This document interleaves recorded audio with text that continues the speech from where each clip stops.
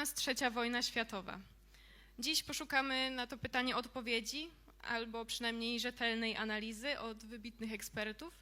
Na scenę mam zaszczyt zaprosić naszych szanownych panelistów. Zapraszam pana Pawła Jabłońskiego, posła na Sejm Rzeczypospolitej Polskiej i moderatora tej dyskusji. Pana Harego Nedelku z Rasmussen Global. Pana Olewsa Nikersa, prezesa Baltic Security Foundation. Pana Marka Wróbla, prezesa Fundacji Republikańskiej.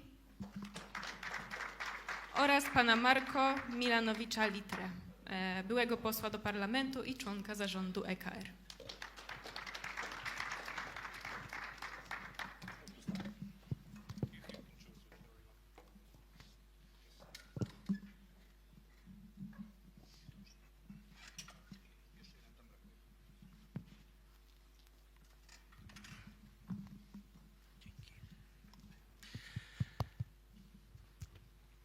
Let's start, and I believe it would be better to do it in English, as probably majority of our esteemed panelists will be choosing that language. So let us start with a very brief introduction.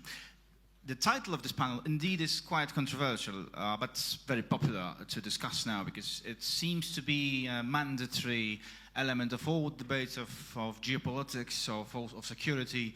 Everybody keeps repeating that the world is changing and the world has changed so much in the recent years that the reality we're living in is completely incomparable to anything in the past. And I would like to start this debate with asking my esteemed panelists precisely this. Is this the new reality? Or perhaps this is something that we could define business as usual? Because we are constantly hearing how a much more globalized reality has become, how faster, how quicker everything is, how the pace of change is accelerated.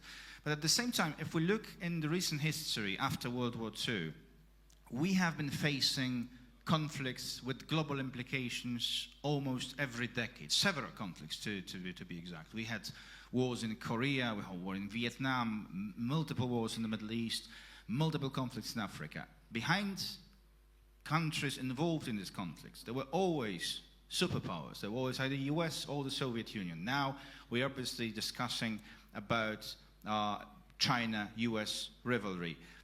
But the conflicts that we are facing today, some argue, are an introduction, are something that, so some people are arguing that the World War III has in fact already begun, that it will be only increasing with the current conflict of Russian invasion on Ukraine, with the situation in the Middle East, with imminent, as many argue, Chinese aggression against Taiwan.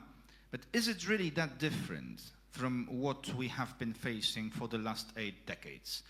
What is your opinion? Let's start here with, or maybe let's start with Markov, our former member of Croatian Parliament. Let's start from the Central European perspective. First of all, thank you very much for the invitation to About Polska and to New Direction, everybody that was involved in having this conference. It's great to be in Warsaw again. Well, I would agree with you. Nothing much has changed except that the war is on the front lines of Europe currently, and a lot of progressives, liberals, as they like to call themselves, have been faced with the harsh truth that war is always around the corner, unfortunately. Coming from Croatia, we still have quite fresh memories from our war for independence that was in the beginning of the 90s. And this aggression, as Putin likes to call it, in Ukraine we could see the same modus operandi that was done in Croatia. We had a referendum of the so-called Krajina Srpska in Croatia. We had the Orthodox Church supporting the war criminals in Croatia. We had so-called Balvan Revolution in Croatia, which wanted to dissect Croatia in half. And at that point, nobody's interest was to break up Yugoslavia, because it was, let's say, fairly neutral. It played both sides. And today we can see the same politics in Serbia. When you look at Aleksandar Vučić's closet, he has a tie for each day, for each state, for Europe, for Russia, for China, for the EU. He takes money from everybody and he's good with everybody. And at the end of the day, it's on Europe as well as others to try to move them away from Russia and to make them see that this is not the way moving forward. Looking back historically, Poland and Croatia have similarities in the geopolitical sense. Poland was always, let's say, the borderline or the middle ground between the West and the East. It was similar with Croatia. We were both given the title of Ante Murali Christianitatis from the Pope, which means a lot, and it's not something to be taken easily. So we have this history that's combined, and Croatia's position currently, strategically, is a gateway to the Western Balkans, and we know the expansion in the EU is forthcoming, and it should be done quite soon. But in that sense, Croatia has integrated itself into NATO, into Western politics, whereas we see the rest of the Balkans, so-called Balkans, because we always like to distance ourselves from the Balkans. We don't consider ourselves as a Balkan country. But if you look at the influence around Croatia, it's very clear that Russia has a big part in the and big interests in that part of Europe. Especially looking at Bosnia and Herzegovina and the Republika Srpska, their connections with Russia are, we don't have to talk about them because they're quite clear on which seat they're sitting. And the situation there is quite complicated. So we have to remember that the First World War started with one shot in Sarajevo, and unfortunately this could be the case again. The situation there currently is, I would say, hectic to say the least. We have Milorad Dodik, who is pushing secession of Republika Srpska. And for those of you that are not informed or don't know how the Bosnia and Herzegovina functions, is that Republika Srpska is a part of Bosnia and Herzegovina, which are primarily Serbs. And the other half is Croatians and Bosniaks. And just to put it into perspective, we had the Dayton agreements in the early 90s, which were supposed to be, let's say, they were supposed to put out the fires temporarily. But today we have the situation where we have those Dayton agreements, which are basically the constitution of a country. And that in itself shows that this is not a stable region.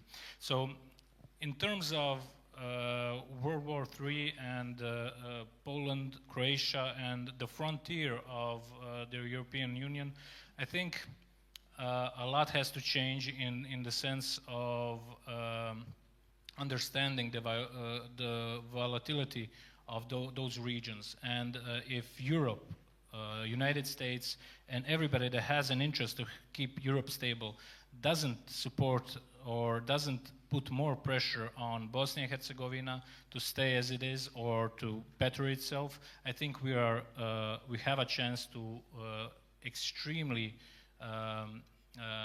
change the perspective of the stability of Europe. We saw I think this is a very good example. Sorry for interrupting, but I think this is a very good starting point for the rest of the discussion. You said that it seemed like this is in nobody's interest to dissolve Yugoslavia. Yet the war happened. Yet these tensions, economical, social, ethnic differences, they resulted in a war more than 100 years ago. They also contributed to the start of World War I. Harry, could you tell us from your perspective, do you think these tensions that are not just in the Balkans, but all across the world, do you see that the current situation can lead to not something that is business as usual for the last 8 decades, but something that could have wider global implications that we could compare to either World War I or World War II? Thanks, and thanks to About Polska New Direction for organizing this. It depends which day and which week you ask, actually. I'll give you an example. Let's ask for 27th of June. Yeah. Atlantic Council made a survey like this, asking experts, exactly the question you just asked. 40%, and this was early this year, said yes. And when asked why, 50% said they see China moving in on Taiwan, they see a NATO-Russia direct conflict in the near future, and they see the world divided between China and the US. A lot more than the previous year. If they were asked this question probably a week ago, that number would go up. If they were asked this question right after the NATO summit, maybe it would go down. This is the beginning of the problem of this. This is the problem. The realm of peace and war and ceasefires is less and less the realm of the international system, the international order we were used to. It is less and less also dependent on the institutions that were keeping that system, which reduces the stability and the predictability of that system. It is more and more the realm of great power politics and the realm of spheres of influence. That is a change. Some would say it's a new kind of concert of Europe.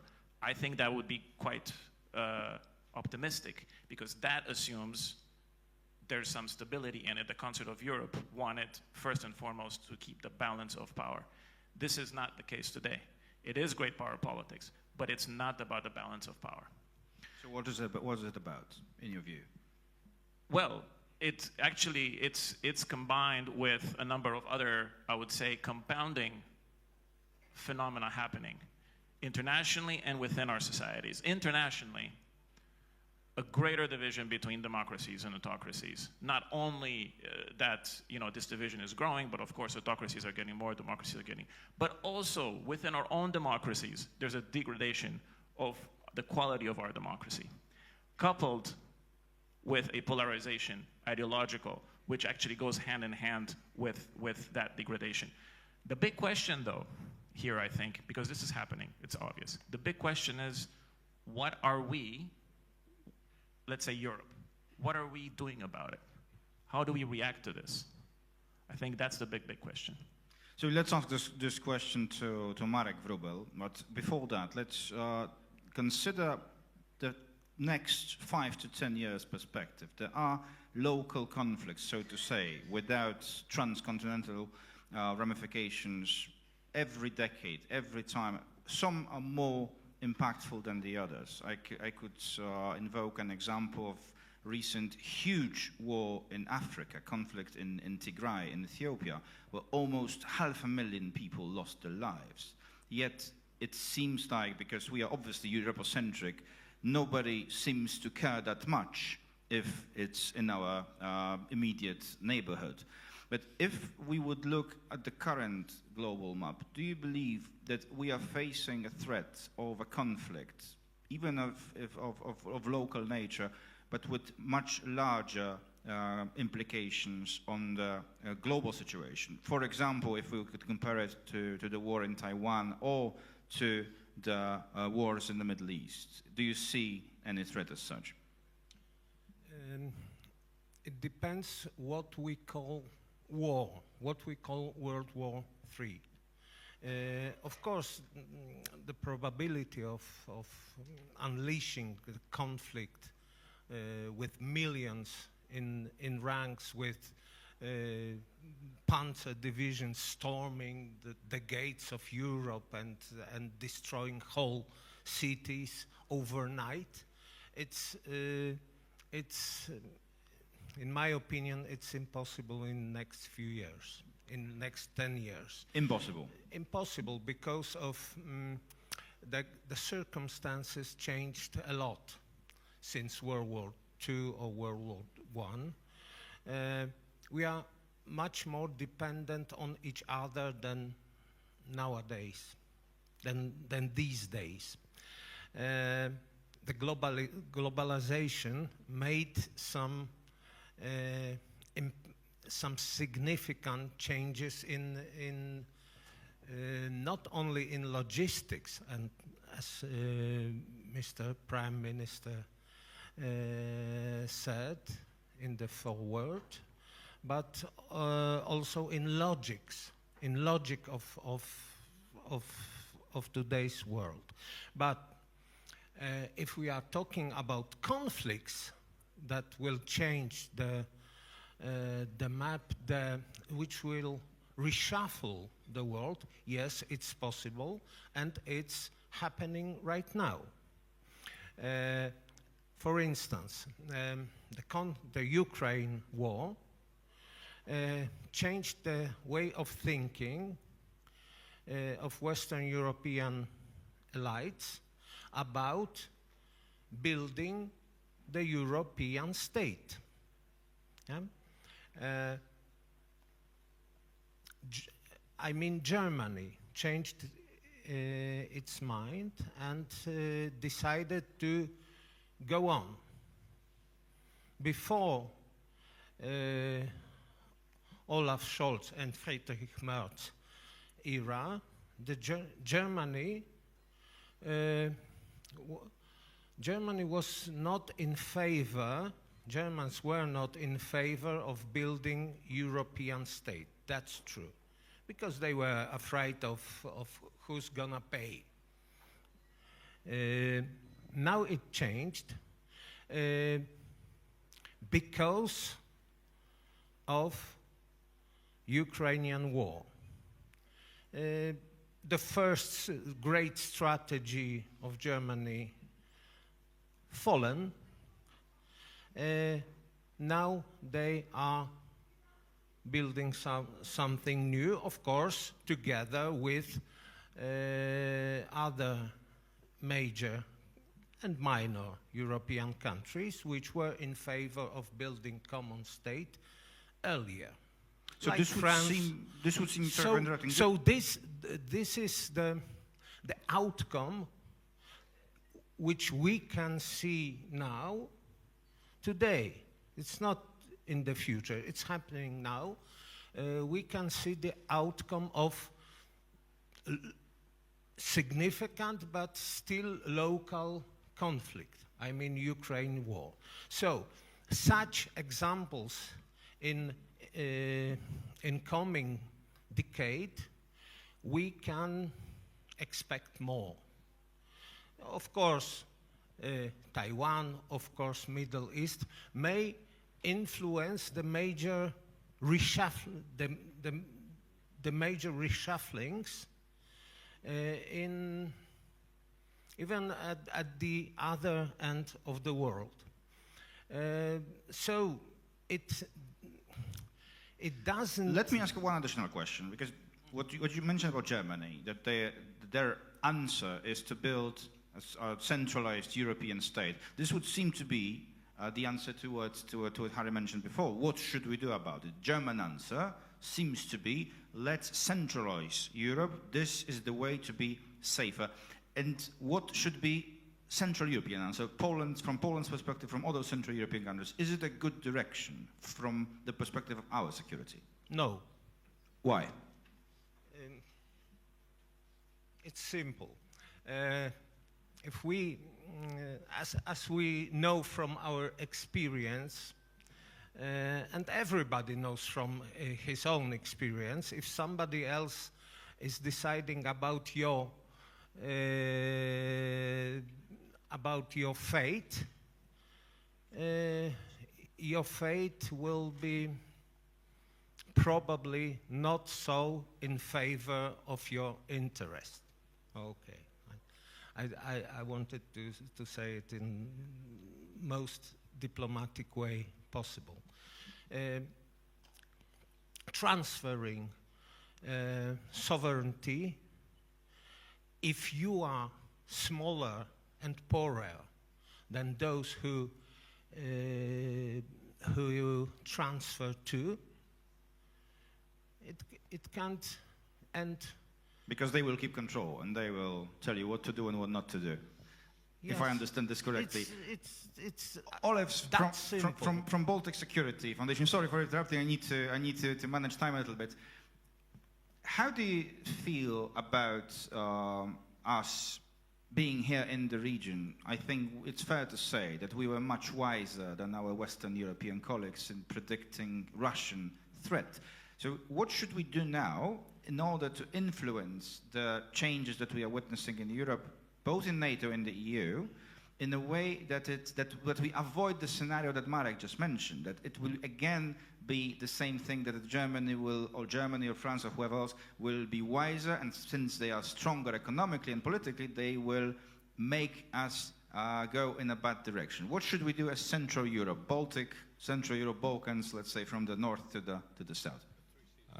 Thank you. Thanks for inviting to this very important event.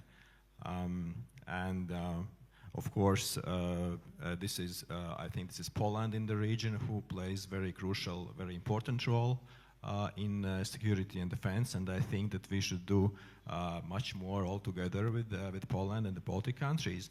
I would like to share your optimism regarding the potential of the conflict. I think the major conflict in Europe.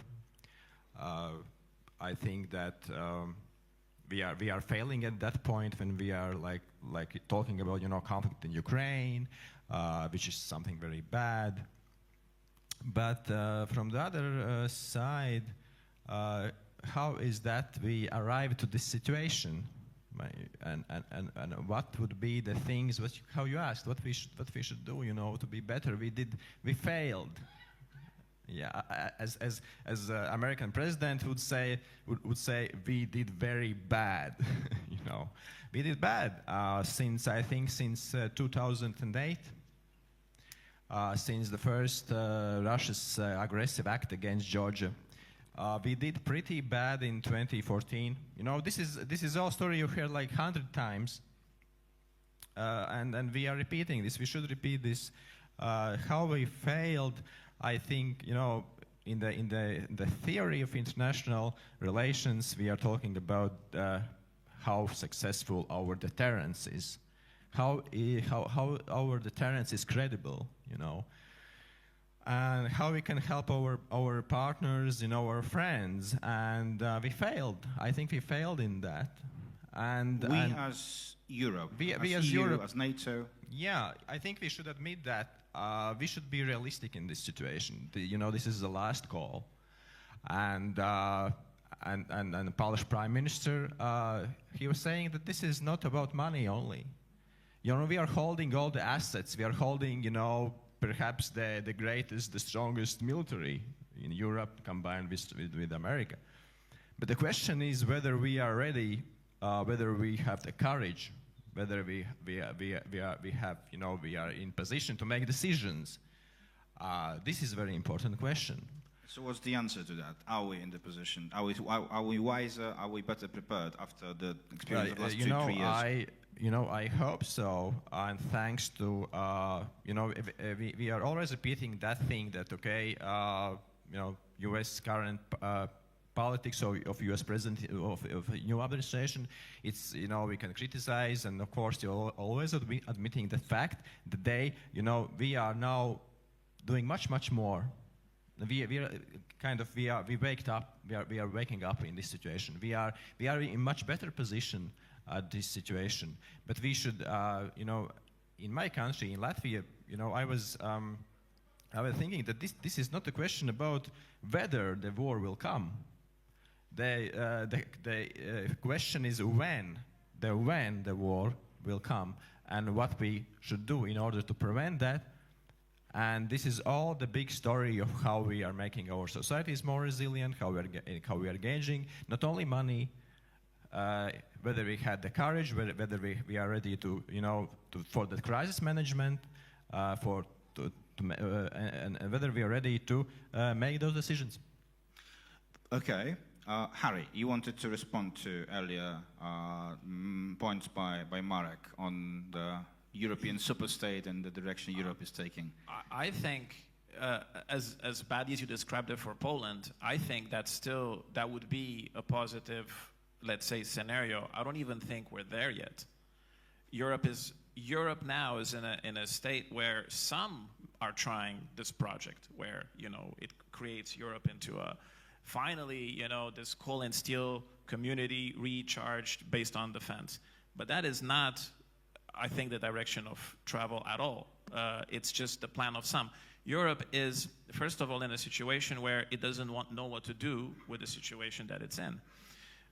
You know, you mentioned Tigray in Ethiopia, but Europe can't even, you know, get a plan going when it comes to Ukraine, which is right here. We had, in this case I know very well, because I half the time I work in Kiev, I'm Kiev-based half the time. At one point, European leaders floated this idea of this reassurance force and so on, and the way they constructed it, the way this was built, was meant to fail. It was basically something that could not have even taken off the ground because it was based on so many caveats. America enabling, Russia agreeing to a ceasefire.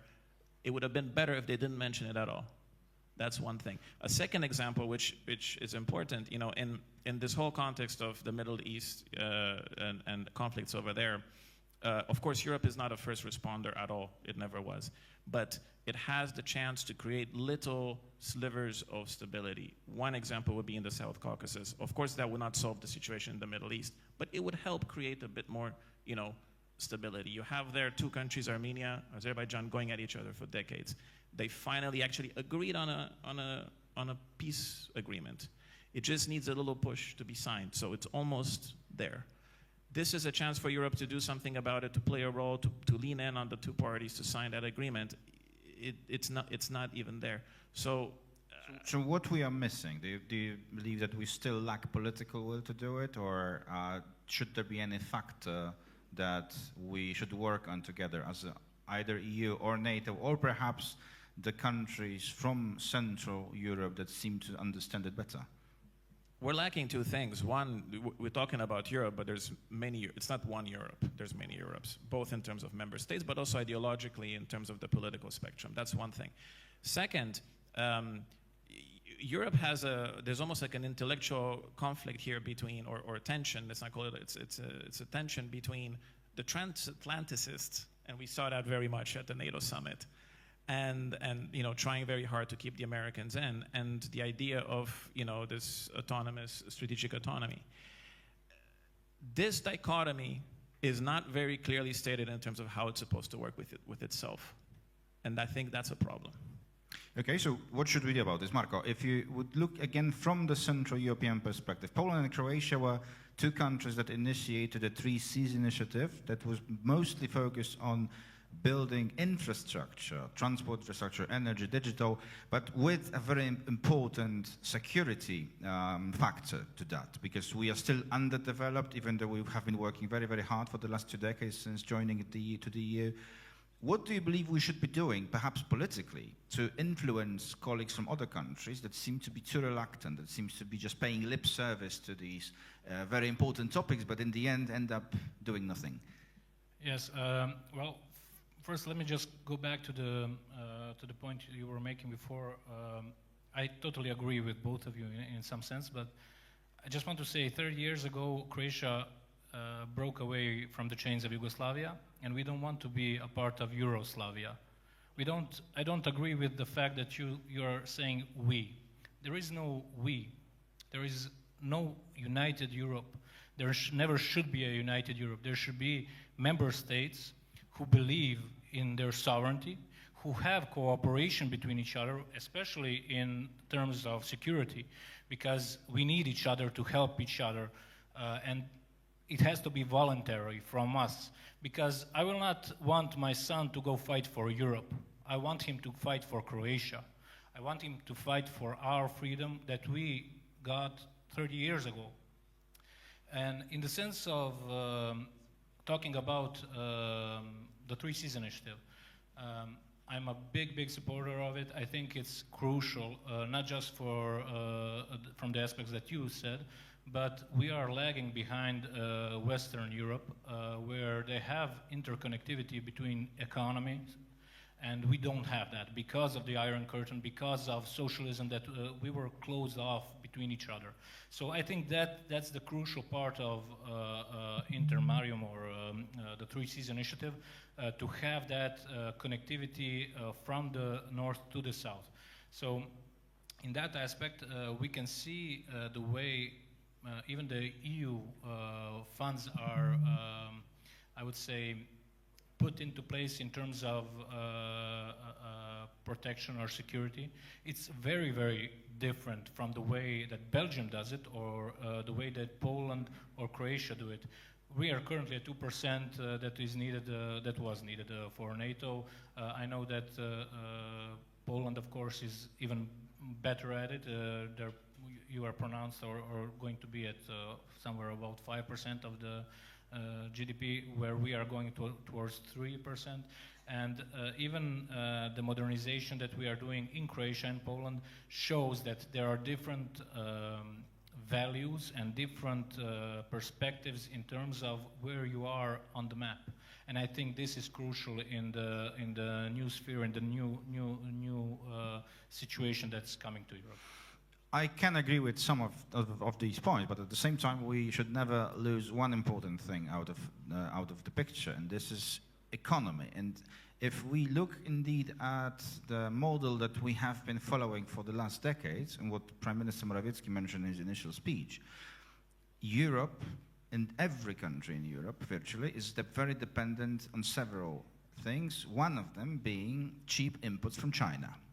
And having this in mind, we should be perhaps ready to answer the question, what are we going to do if US-China rivalry leads us to inevitable choice? Whom do we support? And if we are about to be, for example, blackmailed by China, that they will simply cut off some of the exports, what are we going to do? One example I want to quote is the medicine imports crisis. Even before the pandemic, if I remember correctly, it was 2019. Suddenly China stopped production of several substances that were key to produce medicines all across the world, not just in Europe.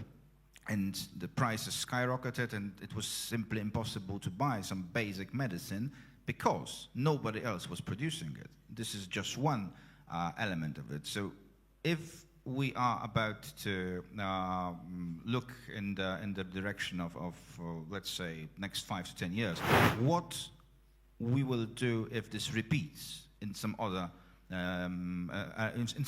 areas of the market? I'll be very quick. We have currently in Croatia, we have first-person view drones, which are going to be produced at 200,000 per year, as is planned. We can up the production to 500,000, and everything is sourced locally or in the EU, so nothing is connected to China. So that's one way. We have to be sustainable inside of the European Union. We have to understand that we need our own products, we need our own services, and we need to stop having nonsensical policies implemented, such as the Holland, let's say, the food was a very big problem during COVID time, but you see the European Union trying to put down the production rates as it is because of CO2 levels. So some things need common sense, and I think we should be the ones that are yelling it the loudest in the European Parliament and in our countries. Okay, so maybe I will slightly rephrase the question and put it to Marek Wróbel, because even if we are able to become more and more resilient, independent in several areas, there are still many elements of our everyday market, food, basic supplies, clothes, anything, and our citizens are in fact very much dependent on it. So what should we do to prepare our societies, our nations, for a situation if it would be about to repeat? How should we act in the wake of potential blackmail from China if it deems it necessary? From China or any other country. Or any other country. We depend on, for instance, Germany. First, if we are dependent on let's say, China, imports from China, they are dependent on exports too. Yeah, it's like Russia and gas. Of course, we were dependent from Russia. We are not anymore, but they were dependent on money from exports. So it's interdependency. So that's one remark, and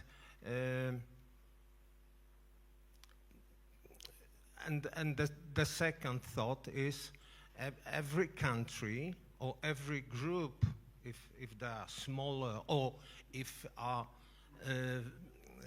trusted, if they trust each other, should have the basic production of their own products. For instance, food. Maybe you heard about the Mercosur agreement.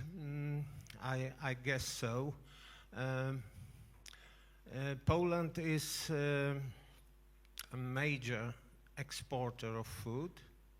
Sometimes it's been criticized even within our country because it's low value added, it's simple, it's not high-tech production. And it generates only 3% of GDP, including the food industry, it's like 8%. So I would prefer to have those 3% of GDP and have something to eat than starve to death with 97% of GDP. So there should be a bunch, and there is a bunch of state politics, including food, of course, energy, of course, medicine, of course, ammunition, and on and on. So there should be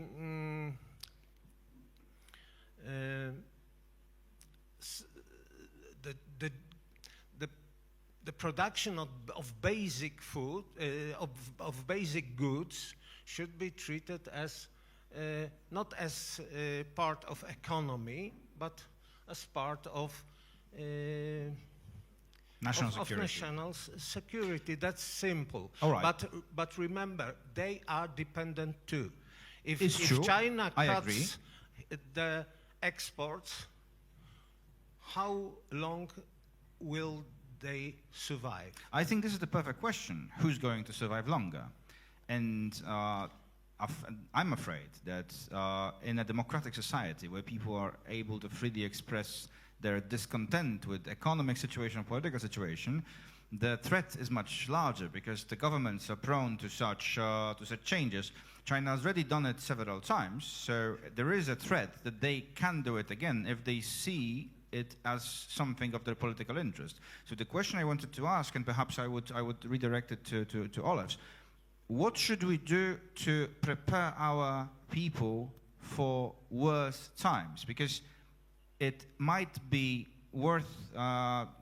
exercise worth doing in order to avoid a situation where we could be influenced in a form of hybrid warfare by economic impulses, as China or any other country that we can be dependent on could use. What should governments in Europe do to prepare people simply for the fact that it can get worse in the coming years? Yeah, the short answer is we should prepare our people for the worst scenario. And you know, when we are if we are on the brink of the war, or you know, we are like facing tough times, you know, and sometimes there is that discussion how much we should give up a democracy in that situation. We need that crisis management, okay. And at the same time, you know, it's also a question how much of our comfort we should give up for something. For the critical resources, for the critical infrastructure and everything, we should just be prepared for that. We should prepare our critical infrastructure, safety, everything. But you know, when we consider when the security concerns, you know, are are being considered, and let's say we are thinking about some good trade deals and China and whatsoever. So those all things should not compromise our security. Okay, but then if we look into the economic situation right now in Europe, many people are protesting against rising prices of energy, higher cost of living. We've been facing this, especially in the post-pandemic years.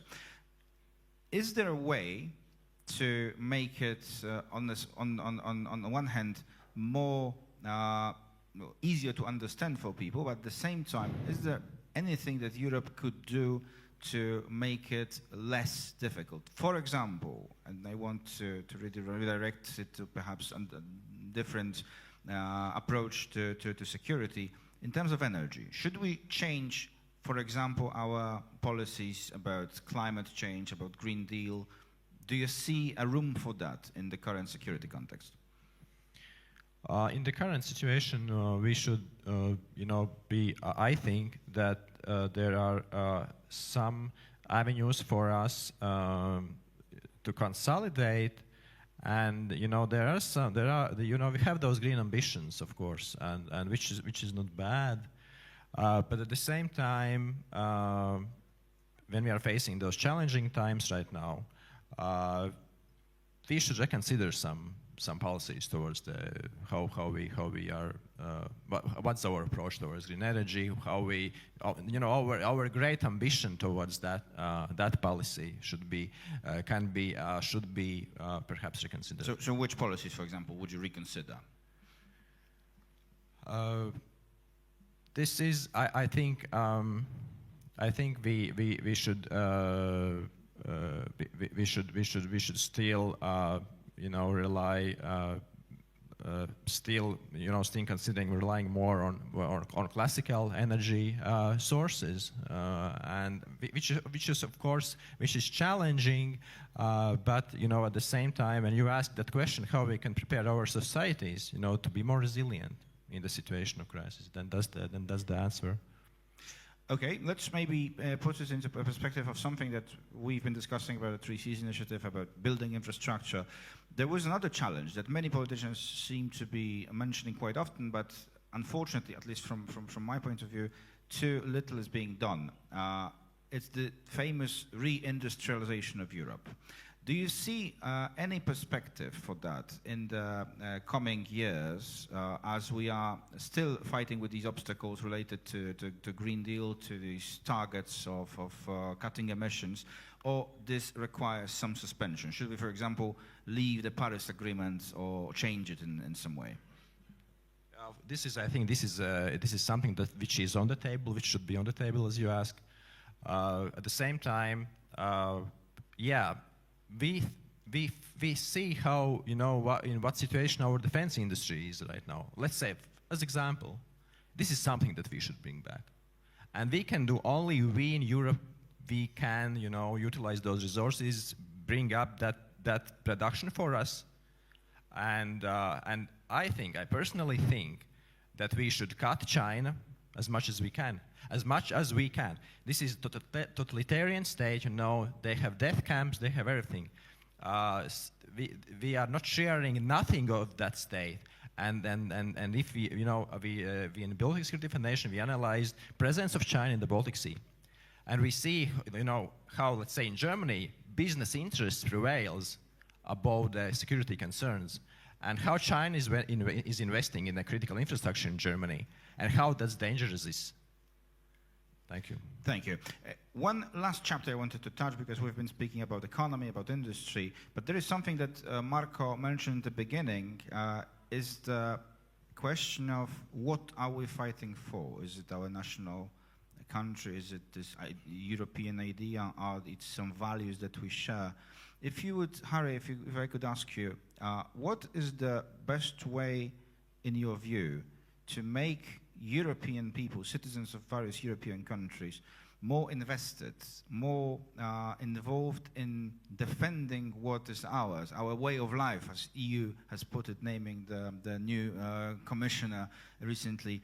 What is something that we should be promoting in order to make people actually willing to fight if there is a necessity? I think that everything. So that question was for you. I wanted to ask Harry, but feel free to Sorry. answer if you.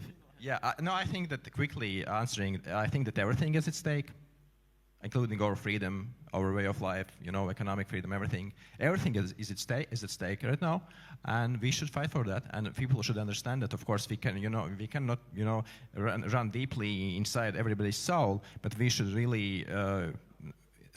In communication with society, we should really put that forward. That we are at stake. There is everything at stake. Actually, thanks. Harry. I'll give you a very simple answer. I think people have to be allowed to define what they fight for themselves on their own. And different people will define that very differently.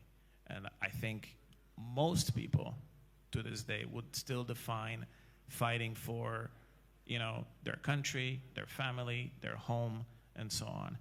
I think it's a very... Sorry for interrupting, but I would like to disagree with you on that, because if I would be to give a very honest answer to that right now, most of people in our countries would, if they would say what are they valuing most, is the comfort of their lives, so that nobody really interferes in it, that the cost of life is relatively cheap.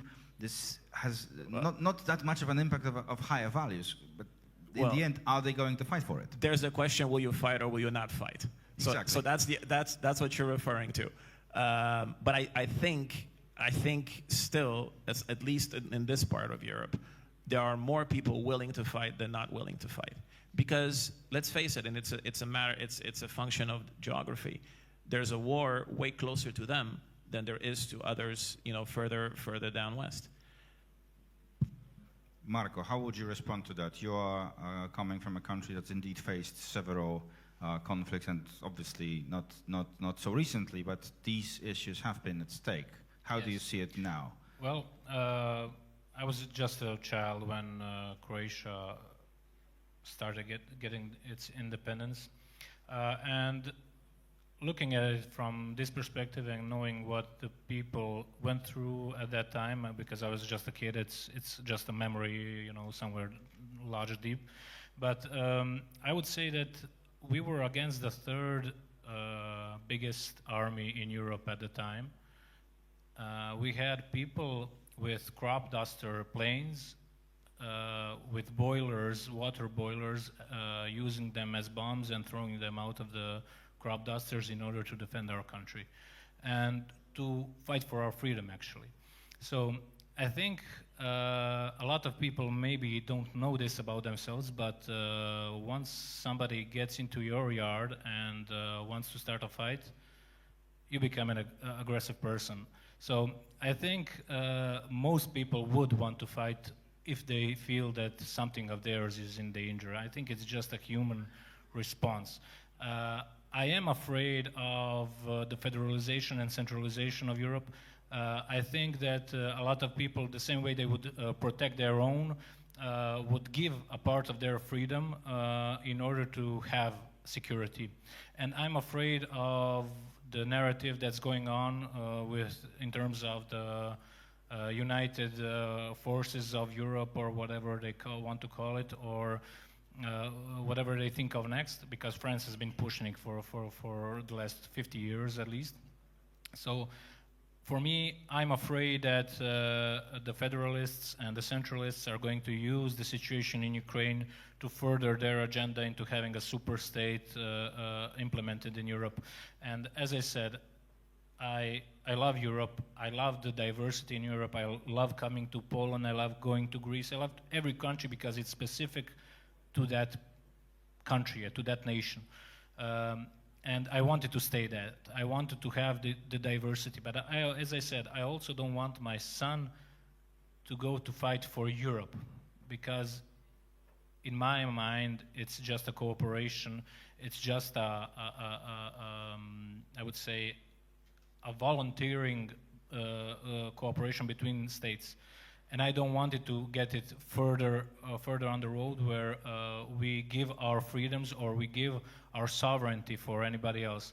In terms of, let's say, putting the perspective or preparing for war, energy. We have to be sovereign. That's the main thing. If you're sovereign in your own country, if you can produce for yourself, I think then we are all safe between each other, and the cooperation is the next level. But once we get our affairs in order, then we can start cooperating between each other even on a better level.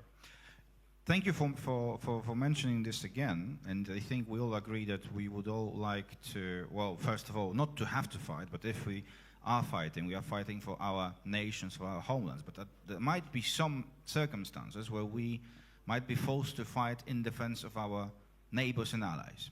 And let's assume that our most aggressive neighbor, Russia, that's currently still committing war crimes in Ukraine, that it would decide to move on against one of members of NATO, of EU, for example, against one of the Baltic states.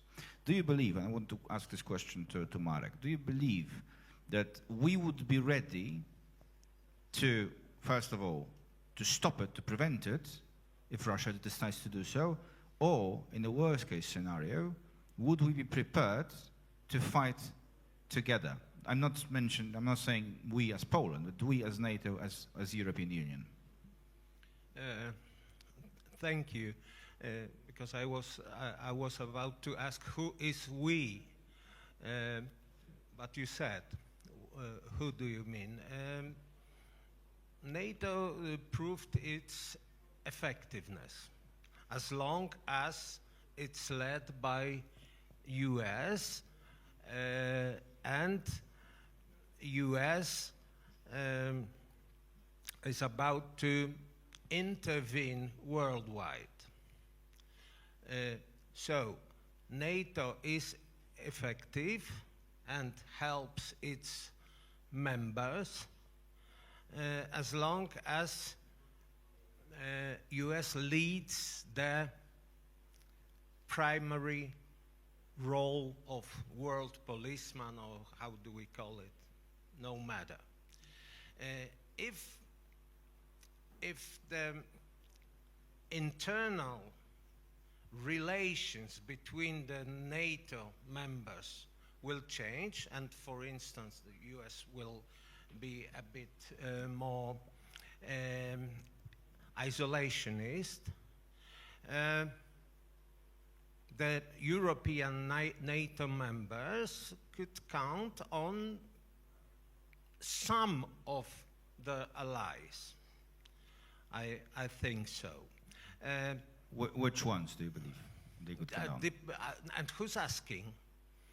Well, right now, for the sake of the discussion, do you believe who's more and who's less ready to fulfill the obligations? If the Baltic countries ask, they can count on Poland. But I cannot talk in the name of, let's say, Germany. So what should we do to change it? So let's cut to the chase. What should we do to change the approach of politicians in Germany or France for them to be actually ready to fulfill their NATO obligations, if there will be such a requirement? They should be convinced that entering in open conflict with Russia will be more profitable than cooperation with Russia. I think that's a very good answer. If anybody else wants to respond to that, perhaps this is the final time, because they are showing me we are running out of time, so the final round of short interventions. If I may, I think yes, but the one key country is the United States, and this NATO summit showed basically just how, with all the talk of strategic autonomy, just how everybody lined up and made sure that that summit was about Trump. It was short. It had 5 paragraphs, one of which was saying, "Thank you, Netherlands, we'll see each other next year." But clear paragraphs basically making it about spending and Article 5. That, at the end of the day, is the bottom line. Oles? It would be really hard to say. The question of the panel was whether the World War III is coming. Which is coming actually right now is the major conflict, the major war in Europe. This is something that we can say with a great certainty. Question is when it will come, and whether we will be ready. And we can be ready for that if we demonstrate Russia that any further move towards the NATO members will cost a lot. This will be not an easy move. So we should boost up our deterrence. Both the countries themselves should do much more. We should do our stronger cooperation in defense with Poland and other regional partners, and of course we can do pretty much on that. But of course, keeping US in that story is something that is very important. Marco, what would you say to that? I would probably say, as I said, sovereignty. Efficiency is key. We need energy. We need supplies. We need to be self-sufficient. And if we get to that point, then cooperation is, I think, a given. And there are some member countries in the European Union which are, I would say, leaning more towards a neutral, as they say, stance. But in essence, it's only going in favor of Russia. And there needs to be a way to talk about it. I don't think removing veto positions is a way forward, especially coming from a small country. As I said, we didn't get out of Yugoslavia to get into Euroslavia, and I think we have to respect member states for their visions and for their priorities. And Marek, for the conclusion. We need regional cooperation. We need strict cooperation between countries who share the same interest and the same threats. Then we have to, of course, we have to be independent in means of energy, ammunition production, and on and on and on. But also we have to preserve what we fight for. I mean the culture and the consistent societies, our commonwealths. Otherwise, there will be nothing valuable to defend beside territory and money. So this is what we need. And I think on that we can all agree. Thank you very much, dear colleagues. Thank you to you all for your listening. We don't have time for questions, unfortunately, because the next panel about cybersecurity is about to start. Thank you once again, and let's continue in the very interesting discussions for the rest of the conference. Thank you.